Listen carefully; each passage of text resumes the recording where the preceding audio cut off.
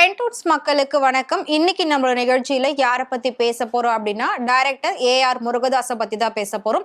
ரீசெண்டா அவர் மிகப்பெரிய ஒரு சிக்கல்ல மாட்டிக்கிட்டு இருக்காரு. அதுவும் எதனால அந்த சிக்கல் அப்படின்னு கேட்டா இன்னொரு ஹீரோவால தான். சோ அதுக்கு முன்னாடி ஏஆர் முருகதாஸோட டைரக்ஷன் பத்தி சொல்லணும் அப்படின்னா, அவரோட படங்கள் ஒவ்வொன்றுமே ஒவ்வொரு ஜானர்ல இருக்கும். டோட்டலாவே வேற மாதிரி இருக்கும். மக்கள் எல்லாருமே ஏஆர் முருகதாஸுடைய டைரக்ஷனை எப்போ ரொம்ப ரியலைஸ் பண்ணி ரொம்ப ரசிச்சு பார்க்க ஆரம்பிச்சாங்க அப்படின்னா, கோவிட் டைமிங்ல தான். ஸோ கொரோனா அப்படின்ற ஒரு தொற்று நோய் வந்ததுக்கு அப்புறமா நாம 2 வருஷம் கிட்டத்தட்ட லாக்டவுன்ல எல்லாருமே இருந்தோம்.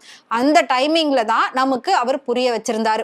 ஆனா அந்த லாக்டவுன் அந்த மாதிரி ஒரு நோய் தொற்று இதெல்லாம் வர்றதுக்கு முன்னாடியே ஏஆர் முருகதாஸ் 7ஆம் அறிவு அப்படிங்கிற ஒரு படத்தை எடுத்திருந்தாரு. அந்த படத்துல சூர்யா அண்ட் ஸ்ருதிஹாசன் நடிச்சிருந்தாங்க. ஸோ அதுல வந்துட்டு ஒரு வைரஸ் தொற்றுனால தமிழ்நாடே பாதிக்க போகுது, தமிழ்நாடு மட்டும் கிடையாது இந்தியா ஃபுல்லாவே அது பரவ போகுது. ஸோ அந்த தொற்று எல்லாருமே பாதிக்கும், உடனே ஒருத்தருக்கு ஒருத்தர் ஸ்ப்ரெட் ஆகும். சோ அதனால அந்த வைரஸ் தொற்று யாருக்கு இருக்கோ அவங்கள நாம உடனே தனிமைப்படுத்தணும் அப்படின்னு சொல்லி அவங்க அந்த மாதிரி விஷயத்த நமக்கு காட்டியிருப்பாங்க படம் மூலமா. சோ அப்போ நமக்கு இதை பத்தின ஒரு அவேர்னஸ் எதுவுமே இல்லாம போயிடுச்சு. இதை ஒரு படமா மட்டும் தான் பார்த்தோம். ஆனா கொரோனா அப்படின்ற அந்த ஒரு நோய் வந்ததுக்கு அப்புறமா தான் எல்லாரும் லாக்டவுன்ல இருக்கிறப்போ சோ அந்த படத்தை திரும்பவும் டிவியில போடும்போது அதை நாம பார்த்தோம். அப்போ நாம அந்த சுச்சுவேஷன்ல தான் இருந்தோம். ஆனா நியூஸ்ல எல்லாம் என்ன சொன்னாங்க அப்படின்னா, இதே மாதிரி ஒரு காலகட்டம், இதே மாதிரி ஒரு பிரச்சனை நோய் 100 வருஷத்துக்கு முன்னாடி வந்திருக்கு அப்படின்னு சொல்லி அந்த மாதிரி ஒரு போட்டோஸ் எல்லாம் நிறைய ஸ்ப்ரெட் பண்ணியிருந்தாங்க. நாமளும் அதை பார்த்திருப்போம். சோ அந்த வகையில ஏஆர் முருகதாஸுடைய மிகப்பெரிய ஒரு அடையாள படமா 7ஆம் அறிவு மாறுச்சு. அதுக்கப்புறமா இப்போ அவர் சிவகார்த்திகேயனை வச்சு மதராசி அப்படின்ற படத்தை எடுத்திருந்தாரு. அந்த படம் பெரிய அளவுல போகல அப்படின்னாலும் ஒரு நல்ல ஒரு வரவேற்பை தான் பெற்றது. சோ ஃபிளாப் அப்படின்ற ஒரு லிஸ்ட்ல நாம அதை சேர்க்க முடியாது, ஒரு சுமாரான வரவேற்பை பெற்றது.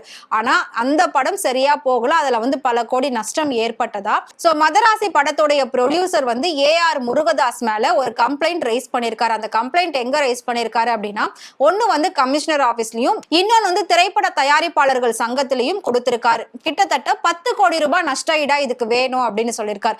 இது என்ன விஷயம், என்ன பிரச்சனை அப்படின்னு சொல்லி கொஞ்சம் நம்ம அலசி ஆராய்ஞ்சு பார்த்தோம் அப்படின்னா, கிட்டத்தட்ட மதராசி படம் அவர் கமிட் பண்ணிருக்காரு. மதராசி படம் கமிட் பண்ணும்போதே பாலிவுட்ல சல்மான் கான் கூட சிக்கந்தர் அப்படின்ற ஒரு படத்தையும் அவர் டைரக்ஷன் பண்ணிருக்காரு. சோ அந்த படத்திலயும் அவர் கமிட் ஆனதுனால சோ 2 படத்தோட ஷூட்டிங்கையும் ஒரே டைமிங்ல பேலன்ஸ் பண்ணி எடுத்திருக்காரு. சோ கொஞ்ச நாள் இங்க எடுத்துட்டு அடுத்து கொஞ்ச நாள் மும்பைல போயிட்டு அந்த படத்துக்காக நிறைய ஒர்க் பண்ணிருக்காரு. சோ கிட்டத்தட்ட பாத்தீங்கன்னா மதராசி படத்துக்குன்னு ஒரு குறிப்பிட்ட டேஸ் தான் கால் ஷீட் இருந்தது எல்லாருக்குமே. அந்த படத்துல நடிச்ச எல்லாருக்குமே அந்த ப்ரொடியூசரும் இந்த டேட்டுக்குள்ள எனக்கு இந்த டைமிங்குள்ள எனக்கு முடிக்கணும் அப்படின்ற மாதிரி தான் கமிட்மெண்ட் கொடுத்து வாங்கியிருக்காரு. சோ ஏஆர் முருகதாஸ் என்ன பண்ணிருக்காரு அப்படின்னா, கொஞ்ச நாள் மதராசி படத்தை கவனிக்காம டோட்டலாவே அதை விட்டுட்டு பாலிவுட்ல போயிட்டு சிக்கந்தர் படத்துக்காக டைரக்ஷன் பண்ணியிருக்காரு. சல்மான் கானோட படம் முடிச்சே கொடுக்கணும்னு சொல்லி அங்க அவருக்கு அதிகமான பிரஷர் இருந்திருக்கு. சோ அங்க சிக்கந்தர் படத்தை டோட்டலாவே முடிச்சதுக்கு அப்புறமா தான் திரும்பவும் இங்க மதராசி படத்துடைய பாதி ஷூட்டிங்க ஸ்டார்ட் பண்ணிருக்காரு. அதனால இவங்க குறிப்பிட்ட ஒரு 3 மாசம் டைமிங்ல முடிக்கணும் அப்படின்னா இவர் அங்க போனதுனால 5 மாசத்துல முடிக்க வேண்டி இருக்கு. அதாவது 2 மாசம் எக்ஸ்ட்ரா ஆயிருக்கு. அது மட்டும் இல்லாம மதராசி படத்துக்காக ஒதுக்குன பட்ஜெட்டே 115 கோடி ரூபாய் தான். ஆனா இவரு ஷூட்டிங்க 2 மாசம் எக்ஸ்டெண்ட் பண்ணதுனால, இவரால 2 மாசம் ஷூட்டிங் எக்ஸ்டெண்ட் ஆனதுனால 175 கோடி ரூபாய் அந்த படத்துக்கான பட்ஜெட் இழுத்திருக்கு.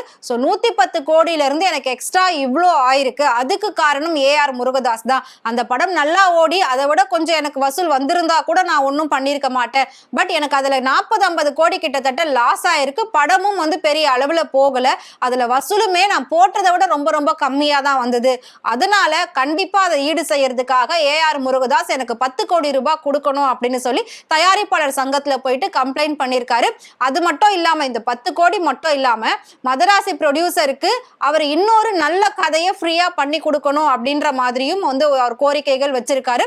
இது நீதிமன்றத்துல இப்ப போயிட்டு அதுக்கான ஒரு வழக்கு விசாரணையும் நடந்துகிட்டு இருக்கு. கிட்டத்தட்ட சொல்ல போனோம் அப்படின்னா எஸ்கேவால இவர் பிரச்சனையில மாட்டிக்கிட்டாரா அப்படின்ற மாதிரியான ஒரு பக்கம் கேள்விகளும் எழும்புது. இதுக்கும் சிவகார்த்திகேயனுக்கும் என்ன சம்பந்தம் அப்படின்னா, சிவகார்த்திகேயன் மதராசி படத்துல நடிச்சுக்கிட்டு இருக்கும் போதே சுதா கொங்குராவுடைய பராசக்தி படத்திலும் அவர் ஷூட்டிங்ல இருந்தார். சோ சிவகார்த்திகேயனும் ஏஆர் முருகதாசும் டீலிங் மேபி பேசியிருப்பாங்க, எனக்கும் இன்னொரு படம் இருக்கு, உங்களுக்கும் இன்னொரு படம் இருக்கு, சோ அதனால நீங்க அந்த படத்தை போய் டைரக்ட் பண்ணீங்கன்னா நான் இந்த படத்துல போயிட்டு கொஞ்சம் ஷூட்டிங் எல்லாம் முடிச்சிட்டு வந்துருவேன் அப்படின்னு சொன்னதுனால இவர் இப்படி பண்ணிருக்காரா. ஏன்னா ஒரு டைரக்டர் ப்ரொடியூசர் கிட்ட கமிட் ஆயிட்டோம் அப்படின்னா அதை ஃபுல்லா முடிச்சு கொடுக்குற வரைக்கும் வேற எதுலயும் அவங்க கமிட் ஆக கூடாது. ஏன்னா ப்ரொடியூசர் இவங்களை நம்பிதான் கோடிக்கணக்கில் பணத்தை இறைக்கிறாங்க.